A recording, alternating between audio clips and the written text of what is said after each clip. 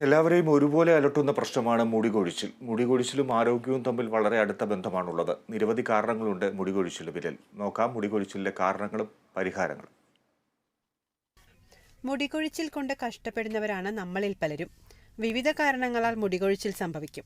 കഴിക്കുന്ന ഭക്ഷണം, ഉറക്കം, താരൻ, സമ്മർദ്ദം എന്നിവയെല്ലാം മുടികൊഴിച്ചിലിന് കാരണമാകും. എന്നാൽ മുടികൊഴിച്ചിൽ പലപ്പോഴും അനാരോഗ്യത്തിന്റെ ലക്ഷണവുമാവാം.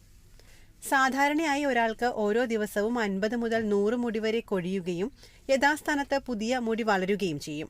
എന്നാൽ 100 മുതൽ 200 മുടി വരെ നഷ്ടപ്പെടുകയും പുതിയവ വളരാതിരിക്കുകയും ചെയ്യുമ്പോഴാണ് മുടികൊഴിച്ചിലുണ്ട് എന്ന് പറയുന്നത്. തലയോട്ടിയിലെ അണുബാധ, തൈറോയിഡ് പ്രശ്നങ്ങൾ, മറ്റു രോഗങ്ങളുടെ ചികിത്സ ഒക്കെയും മുടികൊഴിച്ചിലിന് കാരണമാകാറുണ്ട്.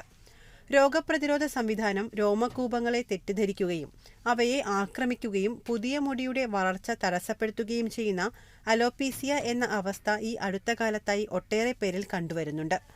ഭക്ഷണത്തിൽ പ്രോട്ടീൻ, അയൺ, വിറ്റാമിൻ തുടങ്ങിയവ കൃത്യമായി നിലനിർത്തേണ്ടത് മുടിയുടെ ആരോഗ്യത്തിന് അത്യാവശ്യമാണ്. പുകവലിയും മുടികൊഴിച്ചിലിന് പ്രധാന കാരണം തന്നെ.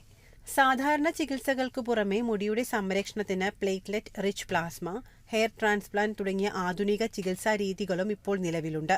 ശരിയായ ഭക്ഷണക്രമവും ആരോഗ്യ പരിപാലനവും ശ്രദ്ധിച്ചിട്ടും മുടികൊഴിച്ചിൽ തുടരുകയാണെങ്കിൽ തീർച്ചയായും വൈദ്യസഹായം തേടേണ്ടതുണ്ട്.